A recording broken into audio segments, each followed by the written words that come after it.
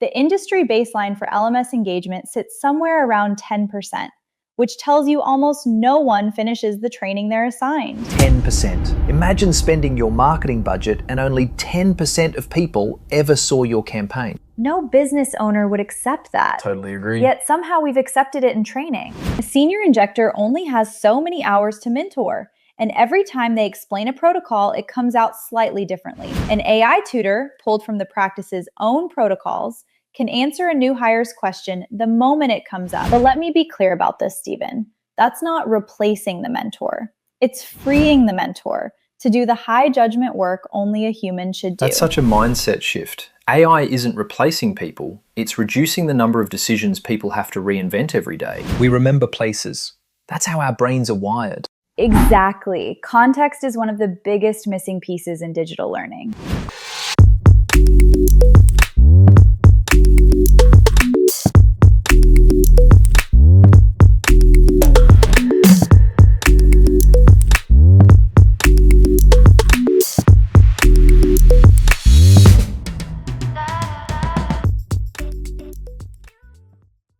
Before we begin, a quick note. This educational podcast features real industry experts sharing real insights and perspectives. To showcase the immersive learning capabilities of vUnite, the speakers in this episode are represented by AI-powered avatars, digital versions of the real individuals behind the conversation. While the avatars create the visual experience, the ideas, commentary, and expertise shared here are authentic. The technology is simply being used to demonstrate how immersive, AI-enhanced learning can be delivered through the vUnite platform. Now, let's get into the conversation. Welcome back to the vUnite Learning and Workforce Development Series, where we speak with industry leaders shaping the future of training, onboarding, and performance in healthcare and aesthetics. And today's conversation is a big one, because one of the biggest challenges we keep seeing across the industries we serve is engagement. A lot of organizations invest heavily in learning platforms, training content, SOPs, onboarding materials, all the things they're supposed to have. But then the real question becomes, are people actually using it? Because if your team isn't engaging with the training, then it doesn't matter how polished the content is. It's just sitting there. Traditional learning management systems often struggle to achieve meaningful participation. In fact, industry studies suggest LMS engagement can be as low as around 10%. That means organizations can spend a lot of money building training that many employees never fully complete. At vUnite, we've seen a very different outcome. Through immersive learning environments, AI-powered coaching, and interactive experiences, we've consistently seen engagement rates exceeding 90%. And that creates measurable improvements in onboarding, knowledge retention, and workforce performance. So today, I'm joined by someone who spends her time helping aesthetic practices navigate the intersection of operations, growth, and AI. Audrey Campbell, welcome to the show. Hi, Stephen. Thank you for having me on today. Audrey, before we dive into AI and workforce development, I'd love to start with you. Tell us a little about yourself, your background, and the work you're doing today. Absolutely, and thanks for having me, Stephen. I'm Audrey Campbell. I have a Master of Public Health from the University of Pennsylvania, and I've spent the last 8 years working across aesthetics, wellness, and plastic surgery. Today, I run the Audrey Aesthetic, where I publish operator-grade analysis on how AI is actually being implemented inside aesthetic practices. And alongside that, I work as a franchise business coach for a multi-unit med spa franchise. What really pulls me into this work is what I see every day. This industry is full of brilliant clinical talent, but in many cases, there's very little operational infrastructure behind that talent. And that's where the cracks start to show. Most practices are still running on protocols that live in one person's head, or they're using systems that don't talk to each other. Totally. Or they have training that depends entirely on whoever happens to be available that day. I think every clinic owner listening just got slightly uncomfortable. If they're uncomfortable, they're probably thinking of that one employee who knows where everything is. Or the owner who's still answering every single question themselves. Yes, you're right. My job is to close that gap, treating AI not as a novelty, but as infrastructure, the kind that protects margin, surfaces what's actually happening in the business, and keeps clinical judgment exactly where it belongs, with the provider. I love that. And I think that distinction is so important because when a lot of owners hear AI, they immediately think of chatbots, content generation, captions, maybe a bit of marketing automation, which is useful, of course. But what you're talking about is much bigger than that. You're talking about operational infrastructure. Systems that make a practice more scalable, more consistent, and ultimately more valuable. Exactly.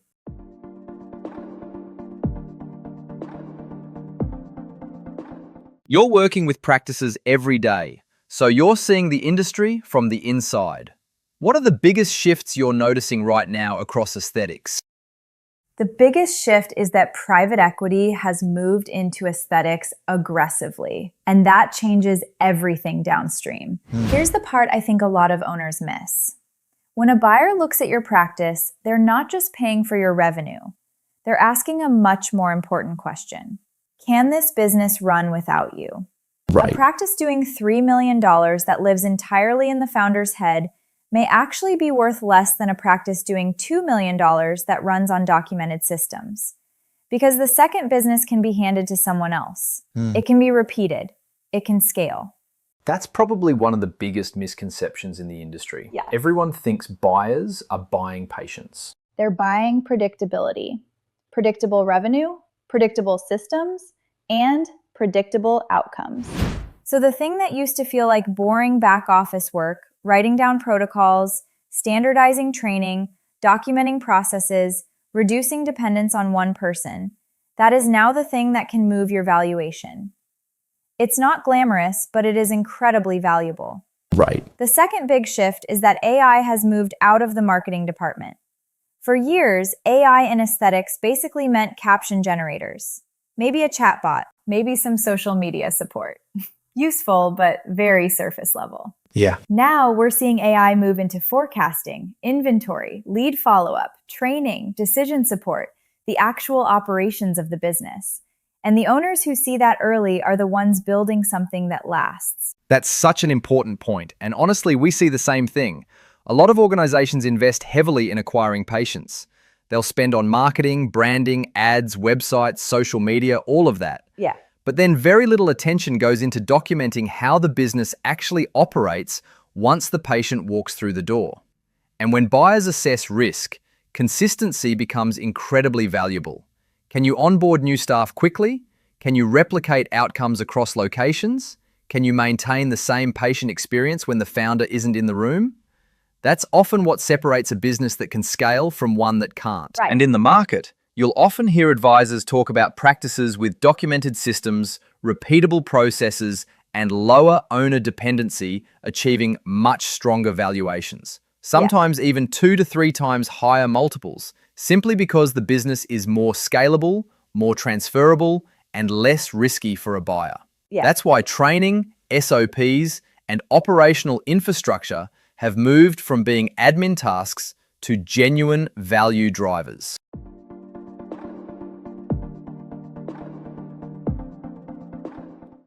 Training is obviously a core piece of that operational infrastructure. Where do you see learning and workforce development heading over the next few years? You know, I think about that a lot.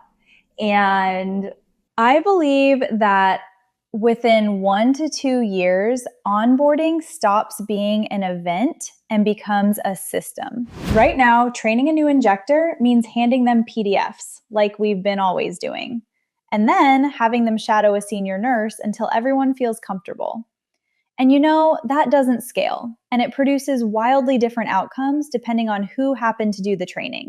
The future is training that's consistent across every location, that adapts to the individual learner, and that connects back to operational data. That's a huge difference. Completion is activity, performance is impact.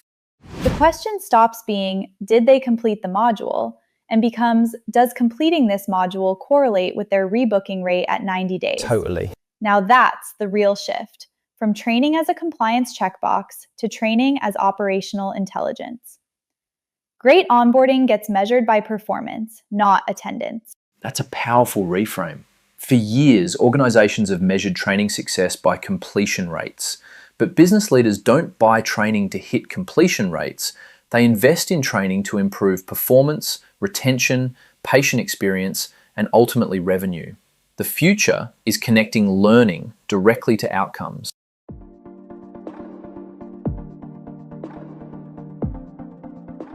Most practices already have some form of learning platform. Where do traditional LMS systems fall short? That's a great question. Let me think about that. The limitation is that traditional LMS platforms measure the wrong thing. They tell you a module was completed, right? But they don't tell you whether that person is staying, performing, or ready to treat a patient. That's actually scary when you think about it. Someone can complete every module and still not be ready. I totally agree with you. Start with clinical context. Most of these systems weren't built for medical aesthetics at all, so they can't tell an OSHA refresher from, let's say, a Botox dilution protocol. And they have no handle on scope of practice rules that change state by state. But the deeper gap is commercial. Right. They aren't built to improve retention, to get a new injector revenue ready sooner, or to turn the data they collect into a decision. They treat training as one and done instead of continuing education, and they can't adapt to the way a given person actually learns. So owners end up paying for a system that documents activity and does nothing to drive the outcomes they actually care about. And that's where we often see disengagement. When training feels disconnected from the actual job, people naturally treat it as a box-ticking exercise rather than something that helps them succeed.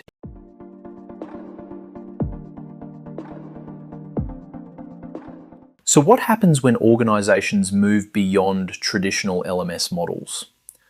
What results would you expect from an immersive, industry-specific platform? The first thing I'd expect is engagement that doesn't collapse. The industry baseline for LMS engagement sits somewhere around 10%, which tells you almost no one finishes the training they're assigned. 10%. Imagine spending your marketing budget and only 10% of people ever saw your campaign. No business owner would accept that. Totally agree. Yet somehow we've accepted it in training. An immersive, branded environment that actually looks like the practice, which is exactly what vUnite is built around, changes that, because the learning stops feeling disconnected from the work. The second is onboarding speed. Getting a new injector or front desk hire productive in a fraction of the usual time. With consistency, you can defend across locations. But the result I care most about is the data. When training data and operational data finally sit in the same system, you can see which modules actually move performance and which are just theater. That's the difference between knowing someone completed a course and knowing whether it made them better at their job. That's exactly what excites us most. And it's what we found when we started talking to enterprise customers. Most organizations weren't struggling because they lacked content. They were struggling because people simply weren't engaging with it. When engagement moves from that 10% baseline to 90% plus, you're no longer guessing whether people are learning. Yeah. You're creating an environment where learning becomes part of the employee experience rather than an interruption to it. The other benefit is onboarding speed.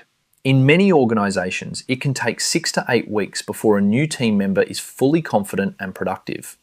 With structured, immersive learning, AI-guided coaching, and consistent access to knowledge, we've seen businesses cut that ramp up dramatically, sometimes from 8 weeks down to as little as 2 or 3 weeks for specific roles. Yeah. When you're hiring injectors, front desk staff, or treatment coordinators, getting people productive faster while maintaining consistency can have a real impact on both revenue and patient experience.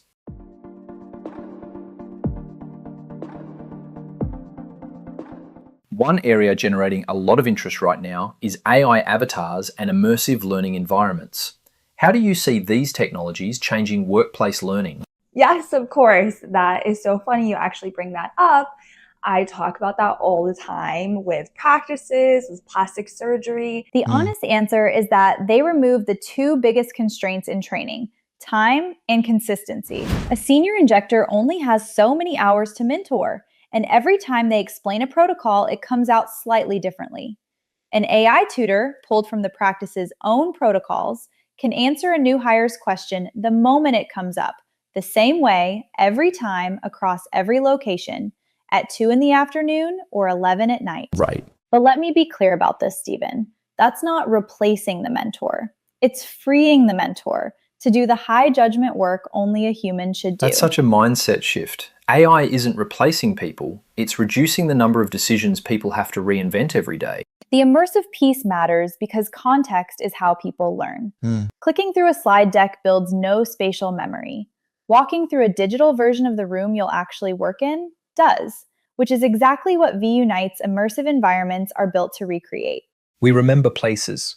That's how our brains are wired. Exactly. Context is one of the biggest missing pieces in digital learning. I think that's the key distinction.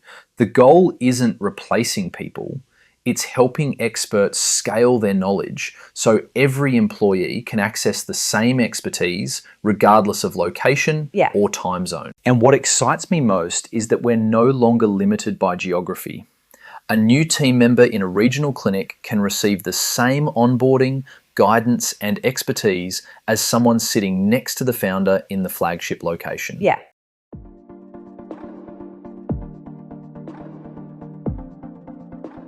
For listeners still relying entirely on classroom training or in-person onboarding, what would you tell them? Here's what I'd say. The training infrastructure you build now is the foundation you'll be operating from in 3 years, and it's nearly impossible to retrofit once you've scaled. And I want to be clear, this isn't only a multi-site conversation.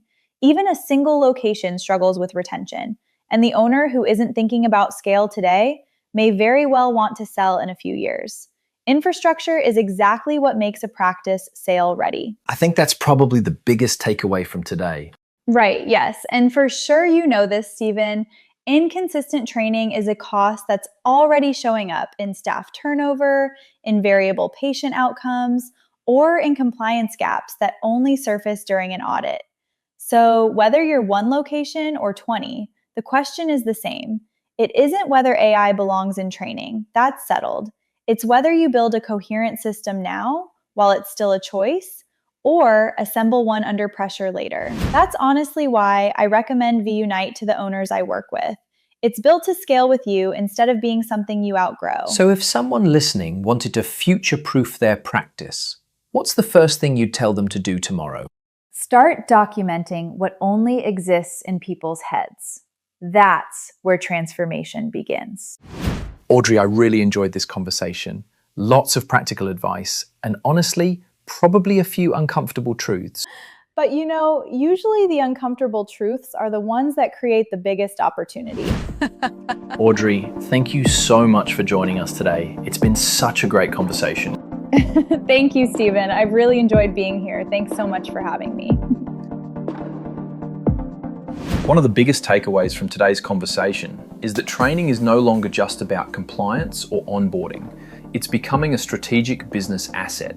The organizations investing in scalable systems, immersive learning environments, and AI-powered knowledge sharing today will be the ones best positioned for growth, retention, and valuation tomorrow. That's a wrap on our very first episode of the Learning and Workforce Development series, powered by VUnite.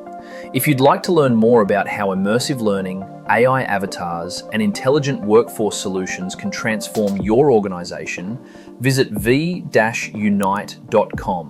and book a demo with our team. Thanks for spending your time with us. Until next time, and we'll see you in the next episode. VUnite. Engage smarter, perform better.